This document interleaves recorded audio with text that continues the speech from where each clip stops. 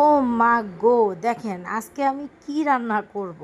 আজকে আমি রান্না করব কচুরমুখী দিয়ে ইলিশ মাছ। আপনারা আবার ভাইবেন না এটা আবার অনেক বড় ইলিশ। এই আমার হাতের বিঘাত সাইজ হবে আর কি। পুঁটি মাছের মতোই, পুঁটি মাছের বড় ভাই বললে খারাপ হবে না। তো যাই হোক, গরিব মানুষ একটা ইলিশ মাছ দিয়ে আজকে লাউ রান্না, এই সরি লাউ না, এটা তো আসলে ভুল বলে ফেললাম। আসলে এটা হলো কচুরমুখী রান্না করতে যাবো। যাই হোক, খুব কনফিডেন্টলি রান্না করতে গেছি, জীবনে রান্না করি নাই। আজকে রান্না করব। তো এখনও খাই নাই, জানি না খাইয়া বাঁচবো না কি মরবো। তবে যাই হোক, মানে জানাবো না, বাইসা থাকলে আর এক ব্লগ আসলে তখন তো দেখতেই পারবেন যে বাইসা আছি নাকি মরে গেছি। তো এই যে আমি জিরার ফোড়ন তেলের মধ্যে ডাবাস করে দিয়ে দিলাম, তার মধ্যে একটু পেঁয়াজ দিয়ে দিলাম। বেশি মশলা টশলা নাকি এতে দিতে হয় না, যেহেতু ইলিশ মাছ আছে তাই বেশি ঝামেলা নিলাম না আর কি।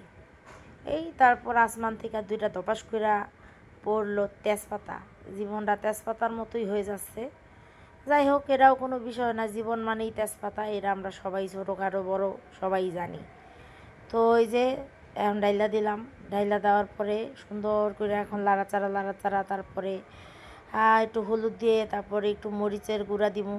মরিচের গুঁড়া দিয়ে আবার একটু হালকার উপর ঝাপসা একটু লাড়াচাড়া দিতে হবে। এই লাড়াচাড়া লাড়াচাড়া লাড়াচাড়া চলতে চলতে দপাস কইরা আপনার এখানে একটু মানে ওই যে মাছ তো আমি আসলে কেটে রাখছিলাম, এটা তো আর ভাজা হয় নাই। তো এখন এই যে ভাজ্যা, এটা আমি আবার একটু অলস প্রকৃতির, আমি যে আলাদা ভাজ্যা দিমু এটা আমার আসলে ধৈর্য কুলায় না। আমার ধৈর্য খুবই কম।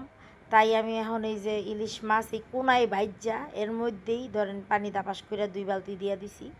এখন ধরো হইতে থাও তুমি, সিদ্ধ হইলেই খাওয়া যাইব। লবণ আর এই মরিচ, আমার মা বলে যে কচুতে লবণ আর মরিচ হইলেই খাওয়া যায়। তো যাই হোক, একটু মরিচ টরিচ এখন চেক করার পালা, দেখি একটু হিদ্ধ মিদ্ধ হয়েছে নাকি। হিদ্ধ তো মনে হয় অল্প অল্প হওয়ার কথা। এখন এই যে চাপ দিয়া কিন্তু আমি দেখা লইছি এই হিদ্ধ হয়ে গেছে। বাহ! তার মানে খাওয়া যাইবই এক প্রকার। ও, এখন ভুলে গেছিলাম এর মধ্যে একটু 2টা কাঁচামরিচ দিলে নাকি ভালোই লাগে। তো কাটটা কাটটা 2টা কাঁচামরিচও দিয়ে দিলাম। এরপর একটু দাপাস করে জিরার গুঁড়াও দিমু, কারণ এটা হলো লাস্ট ফিনিশিং। এই ফিনিশিংয়ে থাকতেই হবে, এই ফিনিশিংটা না দিলে খুব একটা মজা লাগে না তরকারি। যাই হোক, এই যে পাতলা পাতলা ইলিশ মাছ দিয়া সুন্দর কইরা আপনার এই কচুর গাড়ি আমার কমপ্লিট। এখন এই কচুর গাড়ি খাওয়ার পরে আপনারা জানাইবেন যে আসলে বাইচে আছেন না মরে গেছেন। ইচ্ছা হইলে করে খাইয়েন, না ইচ্ছা হইলে করে খাওয়ার কোনো প্রয়োজনই নাই। আমি খাইয়া দেই, আমি জানাবো মানে পরের ব্লগে যে এই কচুর গাড়ি খাইয়া বাইচে আছি না মরে গেছি। টাটা।